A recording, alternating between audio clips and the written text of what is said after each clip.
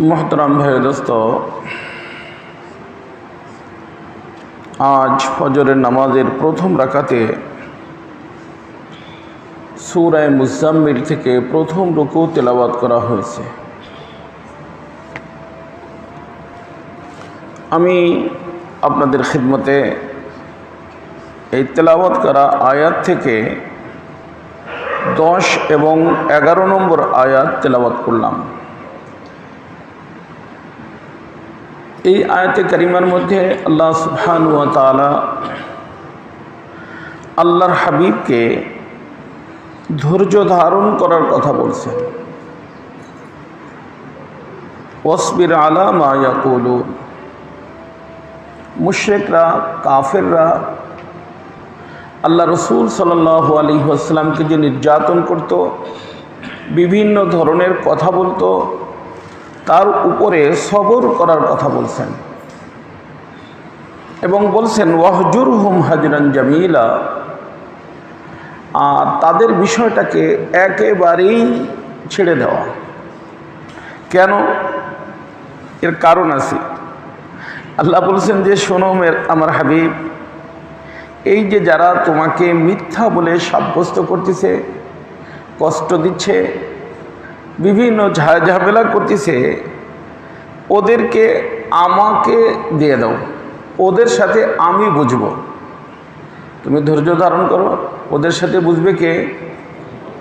আল্লাহ নিজেই। আমি এই সব জায়গার থেকে একটা শব্দের উপরে কয়েকটা কথা বলবো, ওয়ামাহিলহুম কালিলা। আল্লাহ বলছেন যে কয়েকদিনের জন্য একটু ঢিল দেওয়া হচ্ছে তাদেরকে, ইমহাল। আমাদের থেকে আমরা যারা আছি দুনিয়ার মধ্যে, দুই ধরনের মানুষ। এক প্রকার মানুষ যারা আল্লাহকে মানি,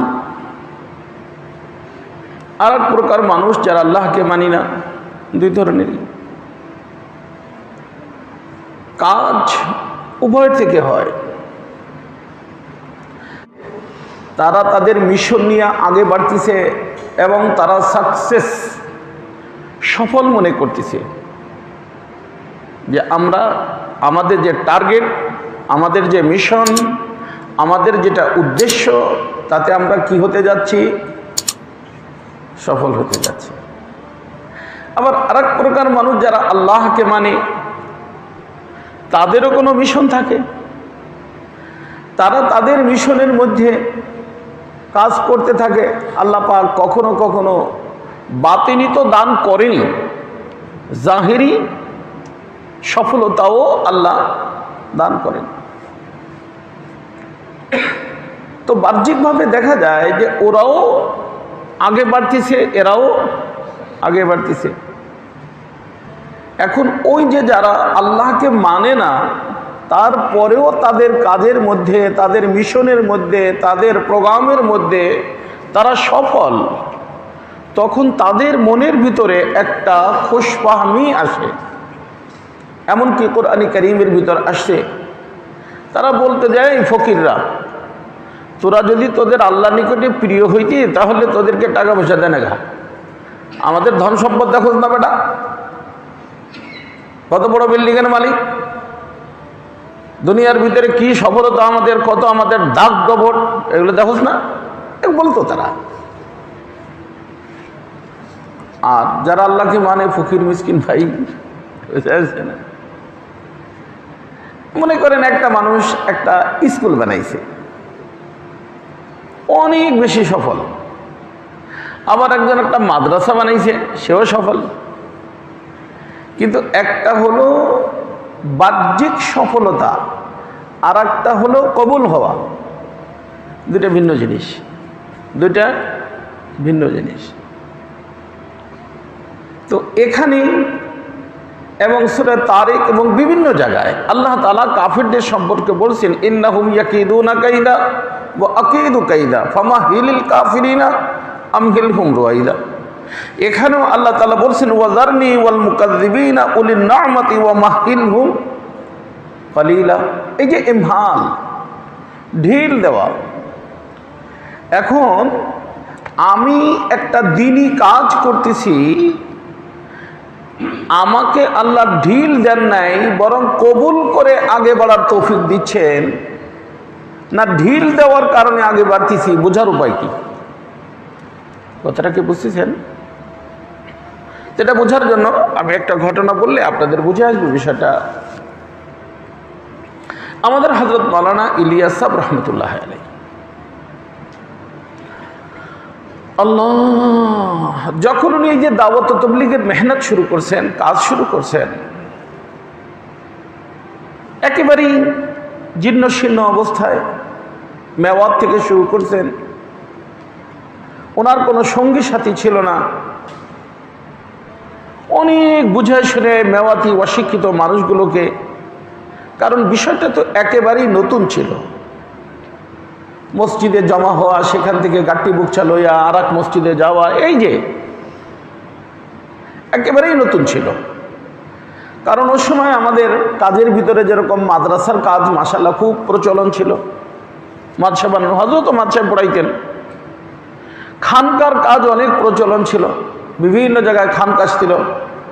হযরত নিজেও খানকায় যাইতেন, হযরত খেলাফত প্রাপ্ত ছিলেন, হযরত পীর ছিলেন, হযরত মুরিদ করতেন, বুঝে আসতে না? তো মাদ্রাসা ছেড়ে খানকা ছেড়ে যেটা প্রচলন আছে, নতুন একটা কাজ শুরু করলে স্বাভাবিক মানুষের মধ্যে বিরূপ প্রতিক্রিয়া আসাই স্বাভাবিক। যার কারণে ওই সময় আমাদের হযরত মাওলানা আশরাফ আলী সাহেব থানভী নব্বরুল্লাহ মারকাদাহু, উনিও চিন্তার ভিতরে ছিলেন যে ইলিয়াস আবার কি নতুন একটা শুরু করলো। কিন্তু পরবর্তীতে হযরত আল্লাহ রহমতুল্লাহ আলাইহি যখন ওনার আহবাব, ওনার দোস্ত আহবাবদের সাথে দেখা হয়েছে এবং কাজকে যখন ভালোভাবে দেখছেন, তখন হযরত বলছেন, আরে আমি তো চিন্তার ভিতর পড়ে গেছিলাম, কিন্তু ইলিয়াসের কাম আমার সেই দুশ্চিন্তাকে মাশাআল্লাহ সুচিন্তায় পরিবর্তিত করে দিয়েছে। বুঝে আসতে না? তো এই যে ইলিয়াস সাহেব রহমতুল্লাহ আলাইহির কাজটা যখন খুব প্রচার প্রসার হতে থাকলো, মাশাআল্লাহ, যেখানে যায়, যেই মসজিদে যায়, যেই এলাকায় যায়, যেই মাদ্রাসায় যায়, সেখানে কাজ জিন্দা হয়ে যায়, খুব কাজ বাড়তে থাকলো। তো ওই সময় একবার উনি অনেক বেশি ওনার পর হাল তারি হলো। এই যে হাল তারি হলো, কি হাল? তাহলে এই যে কাজটা যে আগে বাড়তিছে, আল্লাহ তো কোরআনে কারীমের ভিতর বলছে যে আমি ঢিল দেই, কি দেই? এমহাল, ঢিল দেই। তো আল্লাহ কি সেই ঢিল দিচ্ছে কিনা আমাকে, এই একটা চিন্তা। অনেক বেশি কান্না করতেছিলেন। তখন এই যে আমাদের হযরত মাওলানা তাকি উসমানী সাহেব দামাত বরকাতুহুল আলিয়া, ওনার আব্বা ছিলেন মুফতি আজম পাকিস্তান হযরত মাওলানা মুফতি শফি সাহেব রহমতুল্লাহ আলাইহি। তখন তিনি দারুল উলুম দেওবন্দের মুফতি ছিলেন। উনি দেওবন্দের মুফতি ছিলেন আগে, পরবর্তীতে হিজরত করে পাকিস্তান গেছেন, এখন পাকিস্তানের মুফতি আজম পাকিস্তান ছিলেন। তো মুফতি শফি সাহেব রহমতুল্লাহ আলাইহি জানতে পারলেন এবং হযরত তিনি করে গেছেন, হয়তো যার কাতার কান্না করতেছিলেন। তখন উনি বলছেন যে হযরত বিষয়টা কি একটু বলেন তো দেখি। তখনই বলছেন যে মুফতি সাহেব, আমি একটা চিন্তার ভিতরে পড়ে গেছি। কারণ যেদিকে আমি জামাত পাঠাই, অশিক্ষিত মানুষের জামাত, আল্লাহর মেহেরবানি সেখান থেকে তারা তাশকিল করে কয়েক জামাত নিয়েছে। এই যে কাজটা যে আল্লাহ পাক আগে বাড়াইতেছেন, তা আমার ভয় হচ্ছে আমাকে তো আল্লাহ ঢিল দিচ্ছে না। আর ঢিল যাদেরকে দেওয়া হয় তাদেরকে হঠাৎ করে ধরা হয়। যাদেরকে ঢিল দেওয়া হয় তারা ঢিল দেয় কিসের জন্য? ধরার জন্য। ঢিল দেয় কিসের জন্য? যেরকম একটা চোর আসছে, মনে করেন ওই ঠিক পাইছে, ঘরের মালিক ঠিক পাইছে, চোর আসছে বাইরে, এখন সে ওখানে তো ধাওয়া দিতে পারে, সে চুপচাপ প্রস্তুতি নেয়, আসো ভিতরে আসো, তারপরে তোমার সাইজ করতেছি, তাই না? এরকম করে না? ভিতরে আসে, ঘরের ভিতর ঢুকাইয়া দে দরজা বন্ধ করে, তারপরে দে মায়ের। তো এই যে ঘরের ভিতর ঢুকার যে সুযোগ দিছে, এটা মেহেরবানি করে সুযোগ দিছে না তারে ধরার জন্য? এই যে এমহাল মানে এই, আল্লাহ পাক কোনো ব্যক্তিকে ধরার জন্য কি দেন? সুযোগ দেন। ঠিক আছে, আগে বড় দেখি কতদূর বাড়তে পারো। বুঝে আসছে না? ফামাহিলিল কাফিরিনা আমহিলহুম রওয়াইদা। এখানে আল্লাহ ইমহালের কথা বলছেন, কোরআন কারীমের বিভিন্ন জায়গায় আল্লাহ তাআলা বলছেন। তো হযরত বলেন, এই যে আমাকে যে আল্লাহ পাক যেটা দিচ্ছেন এটা ওই ধরনের কোনো কিছু কিনা, এই আমার এক ভয় আসছে, এই ভয় আমি কান্না করতেছি। তখন হযরত মুফতি সাহেব রহমতুল্লাহ আলাই মুস্কি হাসি দিয়ে বলছে যে হযরত ওয়ালা, কান্নাকাটি করার কোনো দরকার নাই, এটা ইমহাল না। বলে বুঝলেন কেমন করে? বলছি শুনেন, যাদেরকে এইভাবে ঢিল দেওয়া হয় তাদের কাজ হচ্ছে না এই অনুভূতি থাকে না, বরং তারা কাজের ভিতরে কি হয়ে যায়, ডুবে যায়। বউ তো দিছে, চলো আগে বড়ো, চলো আগে বড়ো। আর যাদেরটা আল্লাহ তাআলা কবুল করে আগে বাড়ান তাদের ভিতর একটা অনুভূতি থাকে যে হ্যাঁ আমি তো কিছুই করতে পারলাম না, এটা আমার জন্য ঢিল তো না। এই যে ঢিল দিচ্ছেন কিনা, এই যে আপনার একটা চিন্তা হওয়া, এই চিন্তাটাই আপনার কবুলিয়তের আলামত। আর যাদেরকে আল্লাহ ঢিল দেন তাদের এই চিন্তা আসে না। এই যে আপনার চিন্তা আসছে, এই চিন্তা আসাটাই আপনার কাজের কবুলিয়তের আলামত, এটা ইমহাল না। হযরত মাওলানা তাকি সাহেব আহমদ বরকতুল্লাহ লিখছেন যে আব্বা শুনেছেন যে হযরত একদম বলছেন যে মুফতি সাহেব আপনি তো আমার বহুত বড় সমস্যার সমাধান করে দিয়েছেন। তো আমার দোস্ত, আমাদের আকাবিরিন এই জন্য বলেন যে করতে রহো और डरते रहो और कबूलियत के लिए दुआएं मांगते रहो। কাম করতে থাকতে হবে আর আল্লাহর নিকটে ভয় পাইতে থাকতে হবে। কি পাইতে থাকতে হবে? কারণ আমি যাই কিছু করি তারপরেও আল্লাহর হক আদায় হয় না। আমাদের রাসূলুল্লাহ সাল্লাল্লাহু আলাইহি সাল্লাম মনে করেন একজন মানুষ 10টা মাদ্রাসা বানাই ফেললো, পুরো বাংলাদেশ মাদ্রাসাতে ভরে ফেললো, বুঝলেন নাই? অথবা মনে করেন যেখানে যায় বয়ান করে হাজার হাজার মানুষ মুরিদ হয়, হইল রে বাবা, ঠিক আছে, কিন্তু তাতে আল্লাহর হককে আদায় হয়ে গেল? হ্যাঁ, আমাদের রাসূলুল্লাহ সাল্লাল্লাহু আলাইহি সাল্লাম কত বড় মানুষ, যার থেকে বড় মানুষ বিশ্বের ভিতর আল্লাহ কাউকেই বানান নাই। সেই বড় মানুষটা সব কিছু করার পরেও বলেন মা আবাদনাকা হাক্কা ইবাদাতিক, আল্লাহ আপনার ইবাদত যেইভাবে আদায় করা দরকার আমি আপনার ইবাদতের হক আদায় করে ইবাদত করতে পারিনি। এই যে অনুভূতি থাকা, এটা রাসূলুল্লাহ সাল্লাল্লাহু আলাইহি সাল্লামের সাথে সম্পর্ক হয় এবং এটা কবুলিয়তের কি আলামত, কবুলিয়তের আলামত। আর যদি কোনো ব্যক্তি কোনো কাজ করার পরে সে গর্বিত হয়ে যায়, দেখেন না কি কি করে ফেলছি, এই যে করে ফেলছি। এই জন্য আমাদের আকাবিরিনরা কখনো কোনো কাজ করে এটা বলতেন না যে আমি করছি, ওনারা বলতেন যে আমাকে আল্লাহ তাআলা এই কাজে ব্যবহার করছেন। কি বলতেন ভাই? এই কি করছেন? এই মাদ্রাসার কি পজিশন ছিল, আমি শ্রম দিয়েছি, মেহনত করছি, দিন রাত এক করছি, ঘুম হারাম করে দিয়া দেখেন মাদ্রাসা এখন কোথায় নিয়ে পৌঁছে দিছে। সে পৌঁছেছে না আল্লাহ পৌঁছেছে? হ্যাঁ, এই ধরনের কথা যাদের বলে হালাকাত। আর যদি বলে আমি তো আসলে অযোগ্য, আমি তো আসলে অযোগ্য, কোনো যোগ্যতা আমার ভিতরে নাই, আমার আল্লাহ মেহেরবানি করে এই প্রতিষ্ঠানের পিছনে আমাকে মেহনত ব্যবহার করছেন, আমাকে ব্যবহার করছেন। আল্লাহ অনেক তারাক্কি দিয়েছেন। তারাক্কি দিয়েছেন কে? আল্লাহ না আমি? হ্যাঁ, হ্যাঁ, কোনো সময় নিজের কাজের উপরে নজর যাবে না, নিজের কাজের উপরে নিজের দৃষ্টি গেছে, হালাক শেষ। আর কবুলিয়তের জন্য জরুরি হলো যে আমার আল্লাহ ব্যবহার করছে। এই জন্য আল্লামা ইকবাল মারহুম আল্লাহ জাযায়ে খায়ের দান করেন, সত্যিকারই বড় মানুষ ছিলেন। একজন মানুষের সর্বোচ্চ কাজ কি? নিজের জানকে উৎসর্গ করে দেওয়া। শহীদ হয়ে যাও, তাই না? নিজের জান দিয়ে দিল, এর থেকে বড় আর কি হইতে পারে? কিন্তু হযরত কত সুন্দর কথা বলছেন। হযরত বলছেন জান দি হুই উসি কি থি, হক তো ইয়ে হ্যাঁ কে হক আদা না হুয়া। আমি যদি আল্লাহর হাতে জানটাই দিয়ে দিছি, শহীদ হয়ে গেছি, যে দিনের জন্য কাজ করতে করতে করতে করতে কি হয়ে গেছি, আমি শহীদ হয়ে গেছি। ভালো কথা, শহীদ হইলা বাবা। হযরত বলেন শহীদ হইলা, জানটা দিয়ে দিলা, তেতে কি হইল? কারণ এই যে যেই জানটা দিছো ওই জানের মালিককে, এই জানের মালিককে, হ্যাঁ, জানের মালিক আল্লাহ। তো যে মালিক, তার হাতে তার জান তুমি দিয়ে দিছো, তুমি কি করছো? আরে কত সুন্দর কথা রে, আল্লাহ বোঝার তৌফিক দেন।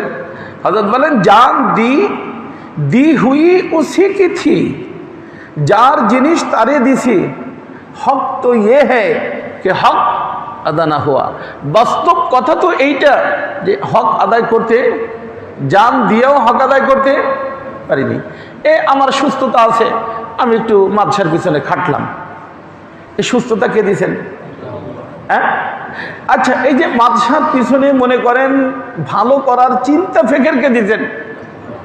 যদি আল্লাহ তাআলা একটা মানুষের স্ক্রু যদি ঘুরাই দেন, নাটটা একটু লুজ করে দেন, তো রোডের ভিতরে ঘুরে, কোথায় ঘুরে? হ্যাঁ, এই যে আমাদের হুজুররা এখানে বসা আছেন, হযরত মাওলানা আব্দুল গফফার সাহেব, ইউনুস সাহেব, ওনারা দেখছেন। আমারও দেখার তৌফিক হয়েছে এক আল্লাহর বান্দাকে। নিউটাউন মাদ্রাসা, আমরা নিউটাউনে পড়ছি, পাকিস্তান, একসাথেই পড়ছি, একই জামাতে ছিলাম।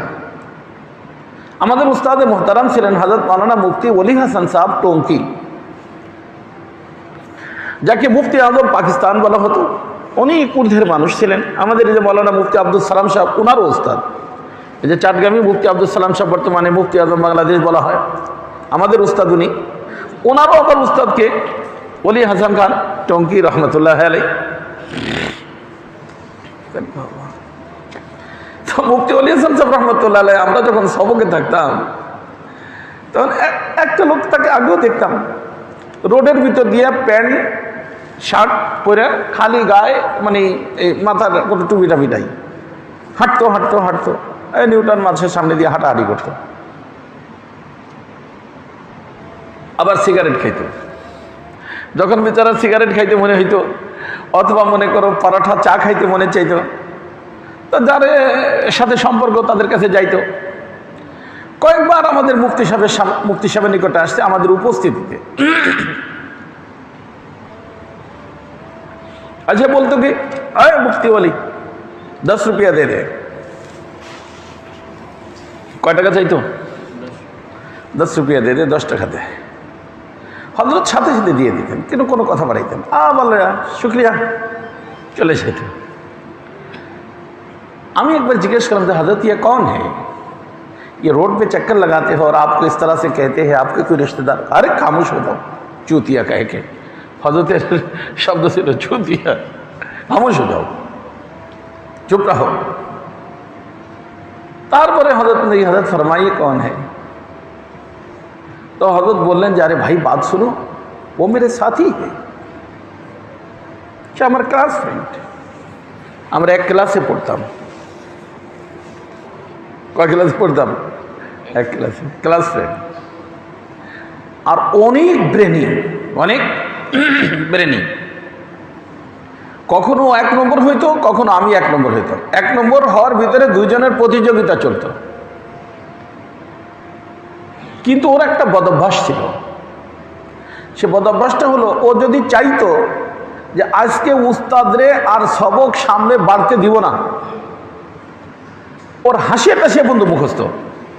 যেই সবক আগামীকাল হবে তার হাসিও কি থাকতো, এবারও তো মুখস্থ থাকতো, হাসিও মুখস্থ থাকতো। এই কিতাব ওই কিতাব বিভিন্ন জায়গার থেকে প্রশ্ন করতে করতে উস্তাদরে একেবারে কান্দায় দিত। হযরতের বাসায় ও কান গরম কর দিতে থে। উস্তাদের কি করে দিত? আরে বেশি প্রশ্ন করলে কান গরম হয়ে যায় না, ये किस तरह परिभाषा। अल्लाह हजरत बोलें बस उसी की नहूसत है कि आज वो पागल है और रोड में चक्की बोल लो। একজন মুফতি আজম পাকিস্তান বানাইছে কে? হ্যাঁ, কে বানাইছেন? আল্লাহ। এই মাদ্রাসার মুহতামিম দরবারে কবুলিয়তের আলামত, কবুলিয়তের, এটা কবুলিয়তের আলামত বলতে হবে। কবুল হয়ে গেছে তা বলা, তাহলে আবার আর এক শয়তানি ধরবে, ওটা এখন বলা যাবে না। কবুলিয়তের আলামত। আর যদি এই অনুভূতি খতম হয়ে যায় যে আর দেখেন না আমি কি করতেছি, তাহলে বুঝতে হবে পাক্কা শয়তানি ধরছে এটাতে। আর এটার নাম হলো ইমহাল। এরপরও কাজ হয়, এরপরেও কি হচ্ছে? কাজ হচ্ছে। এই কাজের নাম কি? ইমহাল। মনে থাকবে না ইনশাআল্লাহ? এই জন্য সবসময়ের জন্য আমাদের আকাবিরিনদের কথা মনে রাখতে হবে। করতে রহো और डरते रहो और कबूलियत के लिए दुआएं मांगते रहो, क्योंकि काम होना और बात है, কবুল হোনা और बात है। কাম হওয়া একটা ভিন্ন জিনিস আর কবুল হওয়া একটা ভিন্ন জিনিস। তবে কবুলিয়তের লক্ষণ এইটা যে কইরেও অনুভূতি হবে যে না কিছুই করতে পারি নেই, যেটা রাসূলুল্লাহ সাল্লাল্লাহু আলাইহি ওয়াসাল্লাম নিজে বলছেন, মা আবাদনাকা হাক্কা ইবাদাতিক লা উহসি সানান আলাইক কামা আসনাইতা আলা নাফসিক মা আরাফনাকা হাক্কা মারিফাতিক। আল্লাহ রাসূলের কথা এগুলো। এইজন্য আমার দোস্ত, আল্লাহ পাক আমাদেরকে এই ইসের থেকে, এই অহংকারী জীবন থেকে আল্লাহ পাক আমাদের সকলকে হেফাজত করেন, সকলকে হেফাজত করেন। যার কারণে আমাদের আকাবিরিনদের ভিতরে দেখবেন যখনই দুনিয়ার ভিতর কোনো ঝামেলা আসছে, ওনাদের নজর, ওনাদের দৃষ্টি, ওনাদের আঙ্গুল অন্যের দিকে উঠে নাই, কখনো উঠে নাই। কোনো একজন বুজুর্গকে পাবেন না যে কোনো একটা বিপদ আসছে, একটা ঝামেলা হয়েছে, বৃষ্টি হচ্ছে না, বা একটা কোনো ধরনের কোনো বিপদ দুনিয়ার আমভাবে আসছে, ওনাদের আঙ্গুল কোনো অন্য ব্যক্তির দিকে উঠছে এটা আমার জানা নেই। বরং সাথে সাথে সিজদায় পড়ে কাঁদছেন যে আল্লাহ, এই যে সব মানুষগুলো যে কষ্ট পাচ্ছে, জানোয়ার কষ্ট পাচ্ছে, সব মাখলুক কষ্ট পাচ্ছে, আল্লাহ আসলে আমার ভুলের কারণে কষ্ট পাচ্ছে, আমার গুনার কারণে কষ্ট পাচ্ছে। তুমি মেহেরবানি করে আমাকে মাফ করে দিয়া সমস্ত মানুষের উপর রহমতের ফয়সালা করে দাও। এই সবগুলোর এরম পাবেন। আর আমাদের বর্তমানে বদভ্যাস, শুধু ছোট হুজুর হইলেও, বড় হুজুর তো দূরের কথা, বড় হুজুর তো বড় হুজুর, সুবহানাল্লাহ, তাদেরকে দেখে কিনা, হুজুরদের কথাই বলি। ছোট হুজুরও বলে ওই যে বদমাসের কারণে এইটা হয়েছে, অমক বদমাসের কারণে হয়েছে। আমাদের আকাবিরিনদের এটা ছিলই না। কখনো কোনো জিনিসকে ওরা অন্যের দিকে ই করছে, লক্ষ্য করে বলছেন, আঙ্গুল উঠেছেন, এটা আমার জানা নাই। বরং ওনাদের আঙ্গুল সবসময় নিজের দিকে থাকতো। কার দিকে? কার দিকে? নিজের দিকে। যার কারণে আল্লাহর মায়া লাগতো, মোহাব্বত হইতো, আল্লাহ তাদেরকে মাফ করে দিতেন। আমাদের হযরত মাওলানা মাজহার সাহেব দামাত বরকাতুল্লাহ আলিয়া, আমার প্রিয় মুর্শিদের সাহেবজাদা, বড় মানুষ, হযরত মাওলানা একটা দারুণ কথা শুনেন যে যখনই তুমি কোনো ব্যক্তির দিকে আঙ্গুল উঠাও, এই যেরকম উঠে না, ওই যে এই লোকটার দ্বারা এই কারণে এই হয়েছে, লেখেন এরকম, তো ওদিকে আঙ্গুল কয়টা ভাই? একটা। হযরত মাওলানা বলেন দেখো নিচের দিকে তিনটা তোমার দিকে। কি বলেন? উঠেন না সবাই, উঠেন। কয়টা আপনার দিকে? তিনটা আপনার দিকে। এই যে এই তিনটা, তাইলে তো এইটা এরকম দেখাইতে পারবেন, তাই না? তো তার দিকে কয়টা? একটা। এই আঙ্গুলে বলে কি, এ হুজুর নিজেরে ঠিক করবে না। তার দিকে তোর আঙ্গুল কয়টা? কয়টা? একটা। তোমার দিকে কয়টা? তিনটা। মানে তার ভিতর যদি একটা দোষ থাইকেও থাকে যেটা তোমার নজরে পড়ছে, তোমার ভিতরে কয়টা? তিনটা। তো তার ইসলাহ আগে জরুরি না তোমার ইসলাহ আগে জরুরি? কথাটা কি বুঝতে পারছেন? বুজুর্গদের কথার ভিতরে হিকমত আছে। তাই জন্য কারো দিকেই যখন আঙ্গুল উঠাবেন দেখবেন তিনটা নিজের দিকে, তিনটা কোন দিকে? আমার বুকের দিকে। কোন দিকে? আমার বুকের দিকে। অর্থাৎ তার ইসলাহ খারাপ না, ইসলাহ করেন, ভালো কথা, কিন্তু নিজের ইসলাহ ফিকির করতে হবে, নিজের ইসলাহ ফিকির করতে হবে। নিজের ইসলাহ করে অন্যের ইসলাহ ফিকির করলে দুনিয়ার ভিতর আল্লাহর রহমত এসে যাবে। আল্লাহর কি আসবে? রহমত এসে যাবে। পারা যাবে না ইনশাআল্লাহ? আল্লাহ তাআলা আমাকে আপনাকে সবাইকে তৌফিক দান করেন। সুবহানাকাল্লাহুম্মা বিহামদিকা আশহাদু আল্লা ইলাহা ইল্লা আনতা আস্তাগফিরুকা ওয়া আতুবু ইলাইক। রব্বি জিদনি